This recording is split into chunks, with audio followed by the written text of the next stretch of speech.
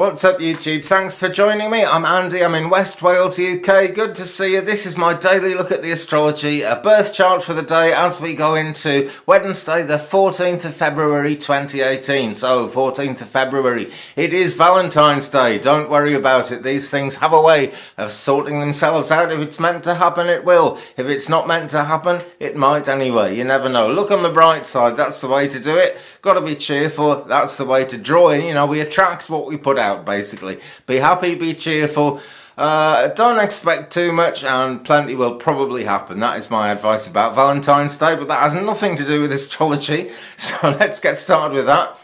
Moon in Aquarius since 1511 yesterday UK time. All my times are UTC or GMT, which is UK time at the moment. So 1511 yesterday we had an Aquarius moon. That would have been 10:11 in Eastern America and 7:11 a.m. Pacific. Right, I'm completely losing my flow and losing the plot and stuff today, but I'm determined to keep going.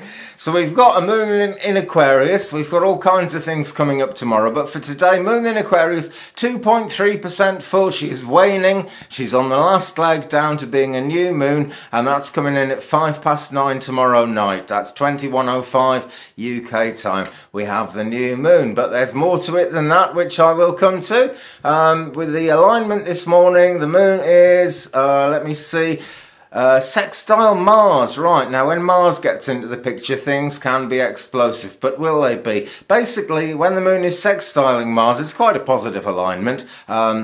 But it does stimulate action, initiative and decisiveness, those three things. So it's a great time for doing anything constructive. It's a great time for physical activity, but people may be a little bit too pushy. So that in itself can spark some of the Mars arguments that go on around Mars alignment. But basically don't sweat it. It won't be like that for long. This is what we've got to deal with. If anything at all negative comes up, you just channel it into something positive. Getting something done is a really good thing, actually, and I bet most of us have got things we need to get done, so it's worth doing it. We got a fair bit of that done during the last void of course period, and we get plenty of those, so you know there's always time. But this is a real good day for getting out there, actually making things happen. Mercury's sextiling Uranus at the moment, so progressive decisions, controversial matters come up. Agreements tend to be reached though, and newness, innovations tend to make the news as well. All tendencies, you never know. Mars itself is square Neptune at the moment. Oh dear, I've got a cough this morning. Mars itself is square Neptune, so people's actions are questioned, people's motives are questioned, that kind of thing as well. There can be name calling, that kind of thing, but it's not too bad square, because it's actually squaring Neptune, which is the ruling planet of Pisces. It's about inspiration, dreams, illusion and the psychic. You know, it's a lovely planet, Neptune, very much to do with our higher chakras. You know, what lifts us tends to come from Neptune. Okay, in the biodynamic cycle, today is a flower day under an Aquarius moon. That is quite important if you're doing anything to do with nature. It's also quite important in spiritual work to think about the 1,000-petal lotus flower, but I say that every few days when we get the moon in Aquarius. Let's have a quick look at spaceweather.com. The solar wind speed this morning are right down next to nothing, 308.0 kilometers a second. Normal is 400, so that is really slow. The proton density, one of the lowest I've seen for a long time, 2.1 protons a cubic centimetre. That is because the sunspot 2699, which we've been talking about for a little while now, went absolutely nuts on the 12th, and for some reason they didn't tell us yesterday, but they're telling us today. It went nuts on the 12th. They have a cap, a kind of a magnetic cap on top. Excuse me, and it blew the cap off into the universe. Created an absolutely massive C1 class solar flare, but then it all calmed down again, and it is very calm now. There is no more than a 1% chance of X flares today.